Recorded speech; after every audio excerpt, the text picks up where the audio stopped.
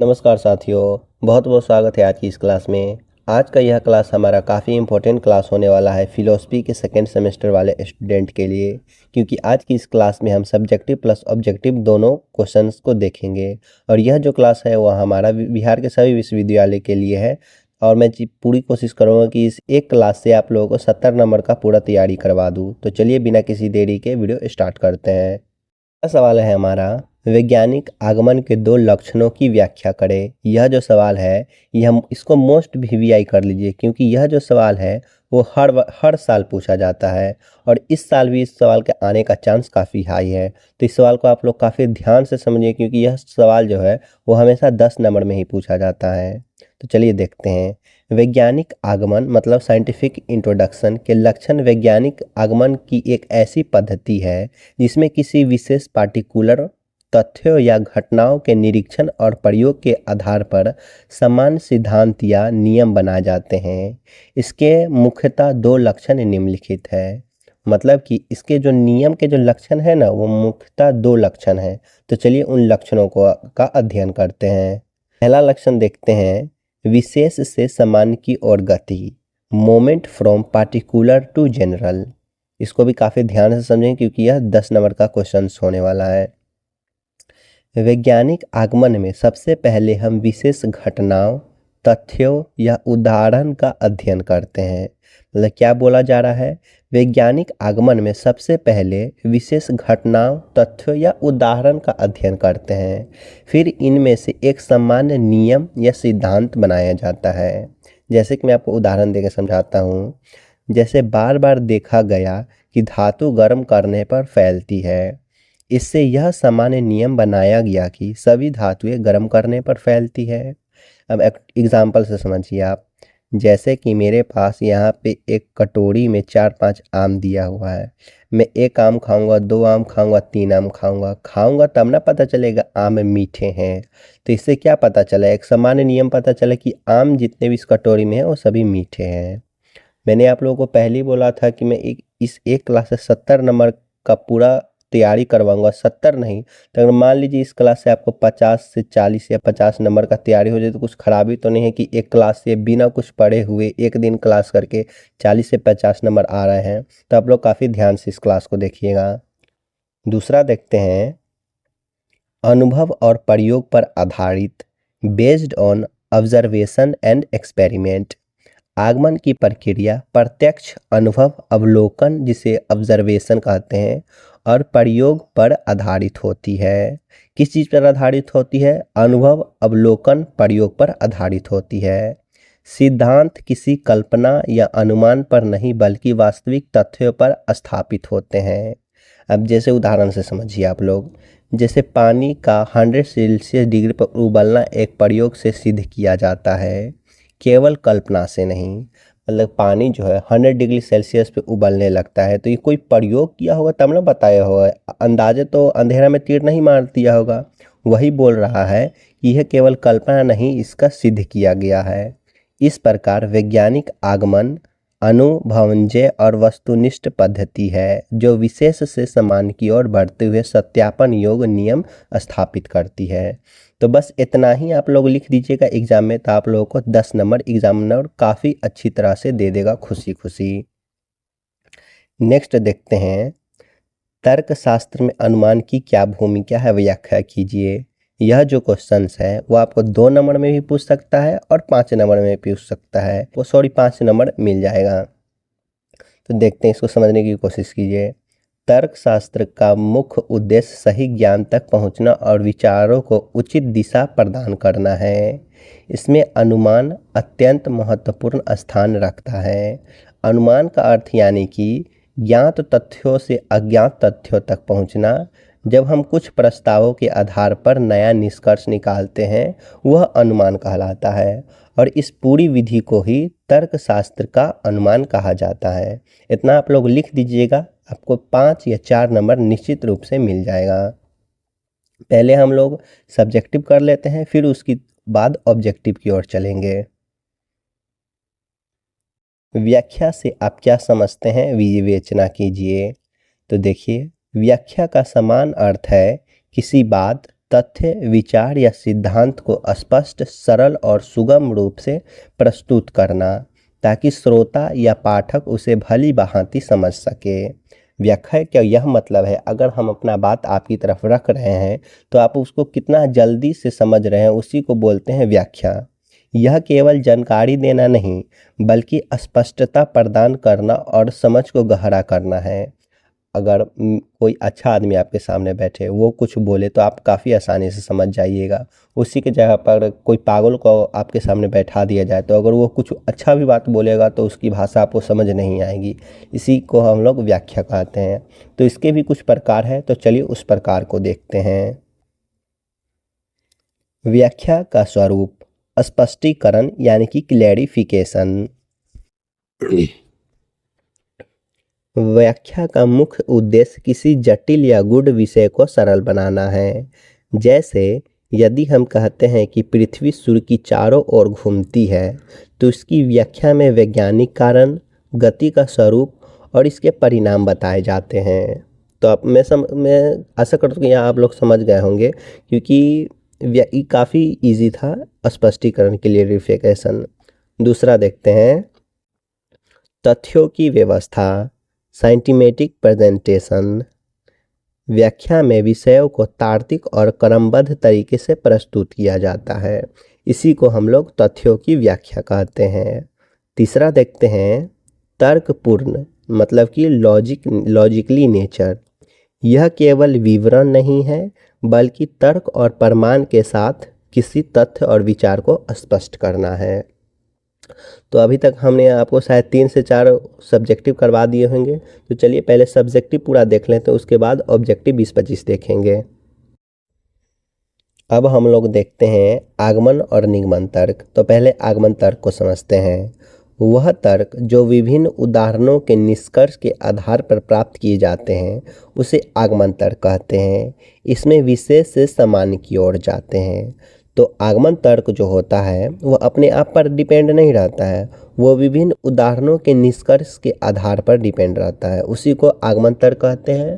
और यह जो है ये ऑब्जेक्टिव में पूछ सकता है कि आगमन तर्क किधर से किधर जाता है, विशेष से समान या फिर सामान्य से विशेष। तो उसमें लिख दीजिए कि यह इसमें विशेष से समान की ओर जाते हैं। दूसरा देखते हैं निगमनात्मक तर्क। वह तर्क जिसमें किसी नियम के आधार पर नहीं हम निष्कर्ष पर पहुंचते हैं उसे निगमनात्मक तर्क कहते हैं। इसमें प्रायः सामान्य से विशेष की ओर जाते हैं। तर्क आगमन तर्क जो है वो विशेष से सामान्य की ओर जाते हैं और निगमनात्मक तर्क जो है वो सामान्य से विशेष की ओर जाते हैं। यह आप लोग ध्यान रखिएगा। नेक्स्ट देखते हैं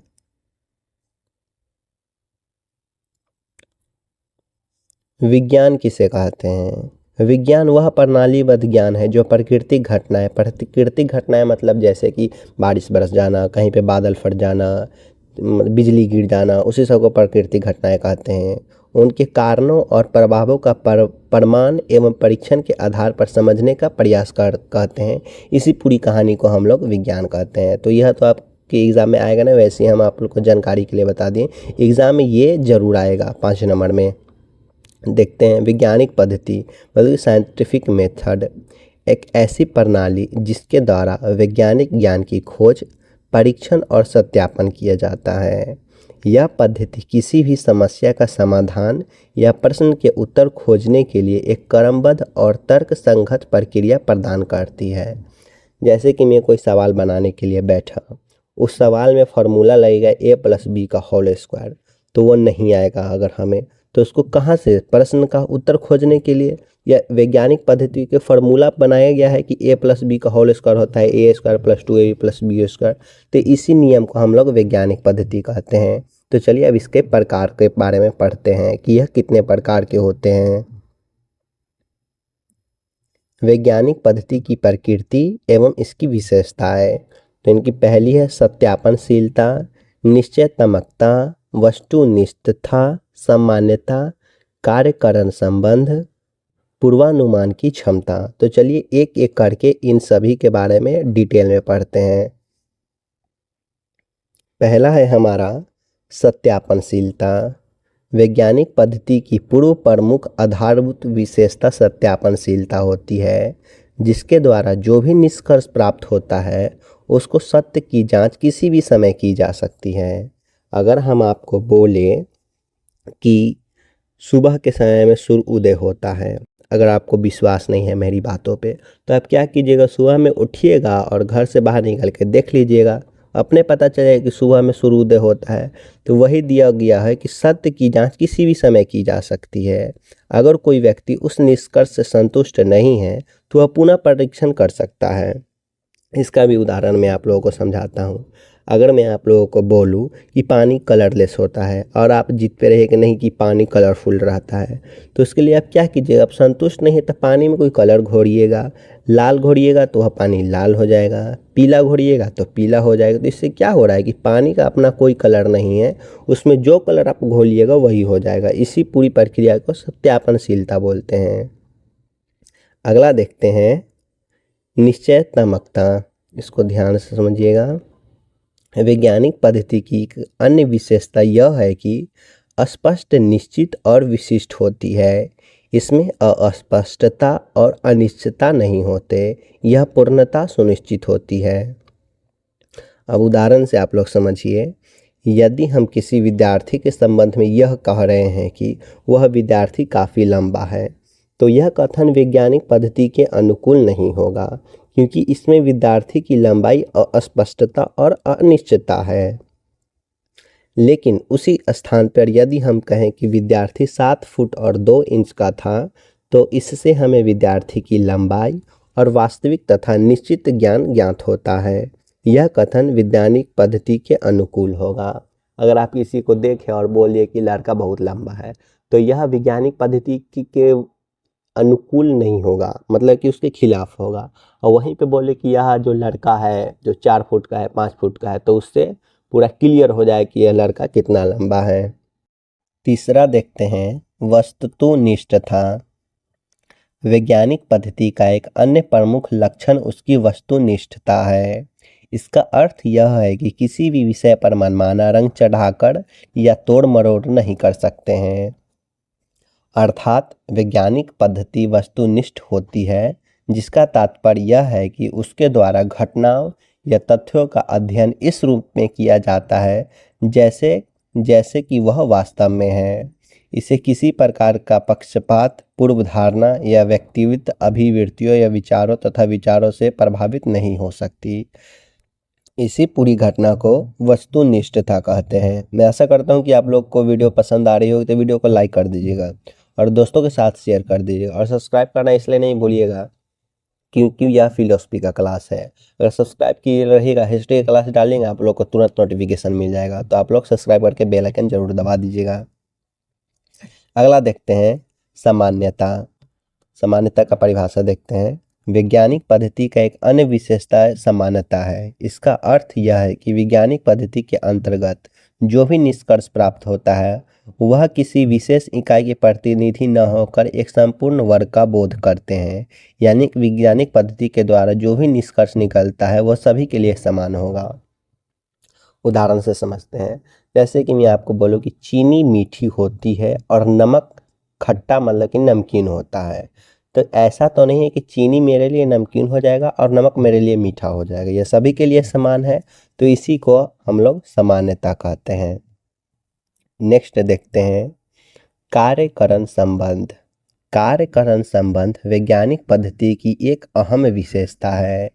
इसके अंतर्गत वैज्ञानिक पद्धति के आधार पर किसी भी घटना का घटित होने के पीछे कोई न कोई वजह होता है। यही वजह ढूंढने का प्रयास करता है और उसका एक तार्किक उत्तर बनाने का प्रयत्न करता है।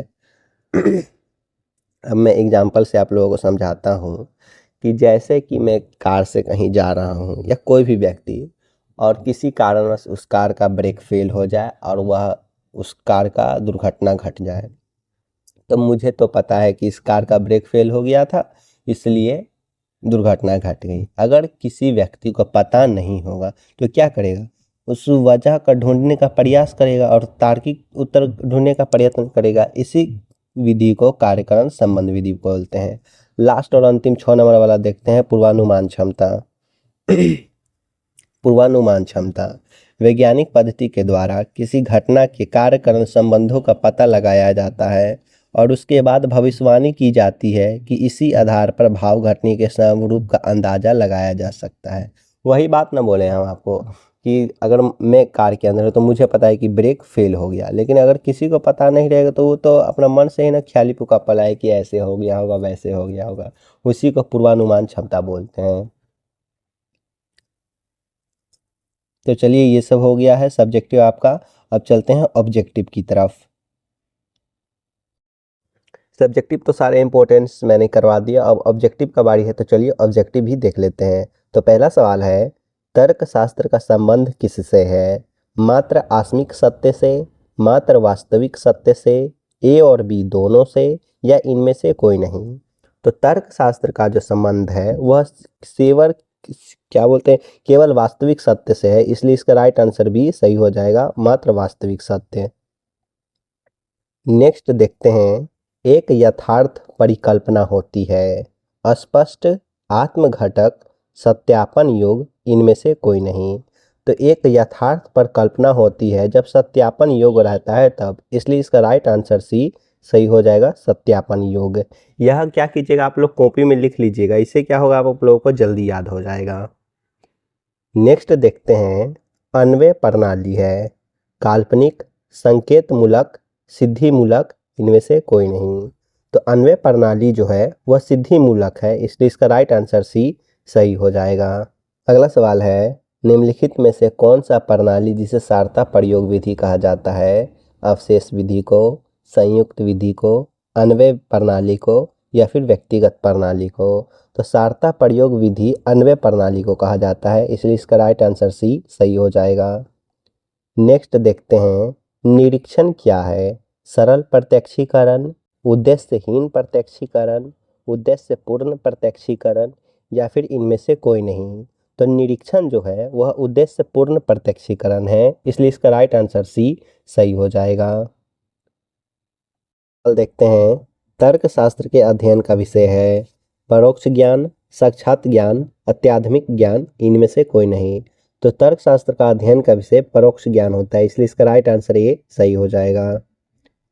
नेक्स्ट क्वेश्चन देखते हैं, निरीक्षण और प्रयोग में मात्रा का भेद है, यह कथन है, सत्य बात है, असत्य बात है, संदेहात्मक है, या इनमें से कोई नहीं? तो निरीक्षण और प्रयोग मात्रा का भेद यह एक सत्य बात है, इसलिए इसका राइट आंसर ये सही हो जाएगा। नेक्स्ट देखते हैं, वैज्ञानिक विधि का लक्ष्य है, वस्तुनिष्ठ ज्ञान, आत्मनिष्ठ ज्ञान, अत्याधुनिक ज्ञान, इनमें से कोई नहीं। तो वैज्ञानिक विधि का लक्ष्य जो है वो वस्तुनिष्ठ ज्ञान से भी निकल सकता है, इसलिए इसका राइट आंसर ये सही हो जाएगा।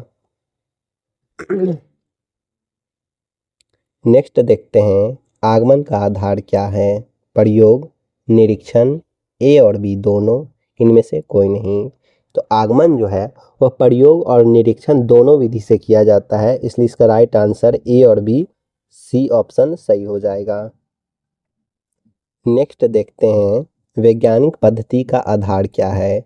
अंतःप्रह, रहस्यमय अनुभव, प्रत्यक्ष अनुभव, या डी इनमें से कोई नहीं? तो वैज्ञानिक पद्धति का आधार जो है वह प्रत्यक्ष अनुभव होगा, इसलिए इसका राइट आंसर सी सही हो जाएगा। सवाल देखते हैं, और ये सवाल आप लोग वीवीआई कर लीजिए क्योंकि ये हमेशा पूछा जाता है। मील के कारणता सिद्धांत में विधियों की संख्या कितनी है? 5, 3, 8, 12। तो मील के कारणता सिद्धांत में विधियों की संख्या 5, इसलिए इसका राइट आंसर ए सही हो जाएगा। नेक्स्ट देखते हैं, परिकल्पना में मुख्य रूप से ध्यान केंद्रित किया जाता है, निरीक्षण पर, सत्यापन पर, विश्लेषण पर, उपरोक्त सभी? तो परिकल्पना जो होती है उसमें मुख्य ध्यान किसी एक पर न जाके सभी पर केंद्रित किया जाता है, इसलिए इसका राइट आंसर डी, उपरोक्त सभी सही हो जाएगा। नेक्स्ट देखते हैं, निरीक्षण में अपेक्षित है, वस्तु, मन की निरीक्षण, मन की पद्धति, उपरोक्त सभी? तो निरीक्षण में अपेक्षित, उपरोक्त सभी, इनमें से जब सभी चीज रहेगा तभी निरीक्षण हो पाएगा, इसलिए इसका राइट आंसर डी, उपरोक्त सभी सही हो जाएगा।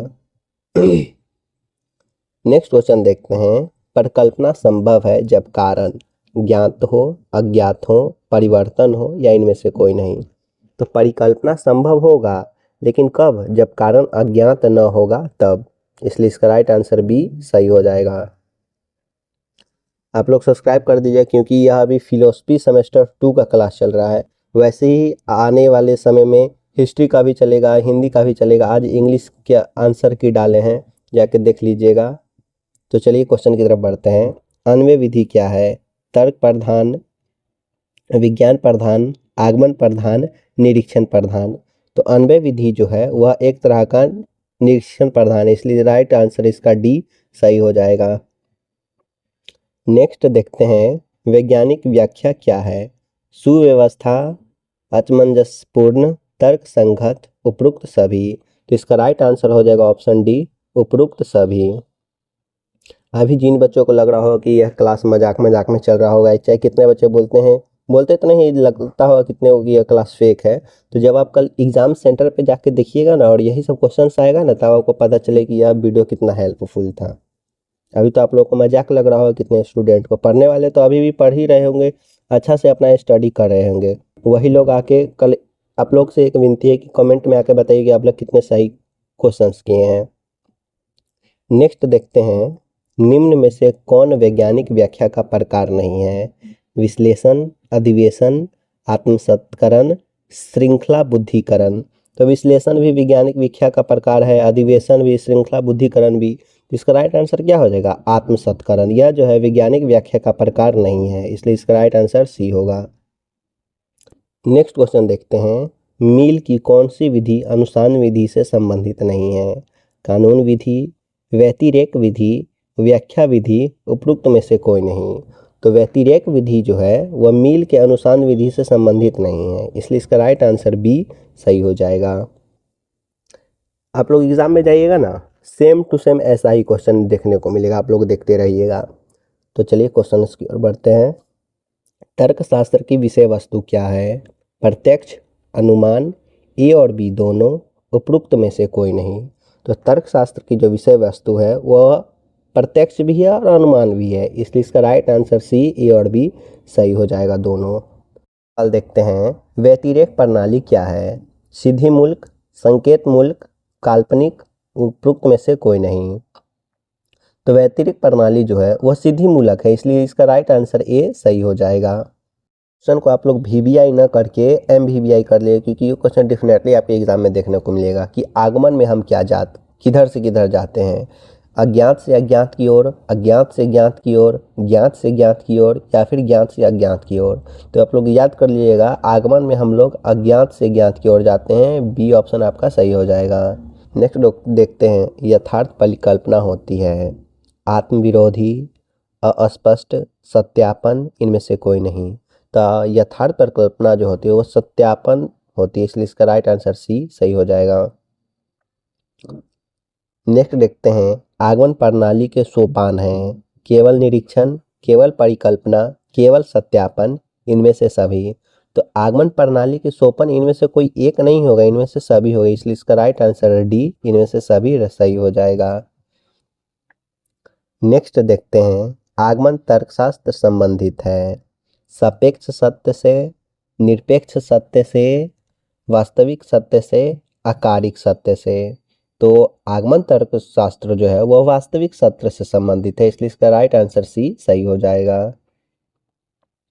नेक्स्ट देखते हैं, बहु कारणवाद क्या है? तार्किक संगत, वैज्ञानिक सिद्धांत, आर्थिक सिद्धांत, अवैज्ञानिक सिद्धांत। तो क्या हम बोल रहे थे, बहु कारणवाद जो है इनमें बहुत सारा कारण होगा, इसका राइट आंसर वैज्ञानिक सिद्धांत सही हो जाएगा। आज की वीडियो में बस इतना ही। मैं आशा करता हूँ कि वीडियो आप लोगों को पसंद आई हो। तो आप लोग बस दो काम कीजिएगा, वीडियो को लाइक कर दीजिएगा और सब्सक्राइब कर दीजिएगा। अगर आप अपने मित्र बंधु को इस वीडियो भेजना चाहते हैं तो शेयर कर दीजिए, ताकि साथ ही साथ उनका भी एग्ज़ाम अच्छा से चले जाए। तो मिलते हैं नेक्स्ट वीडियो के साथ कल।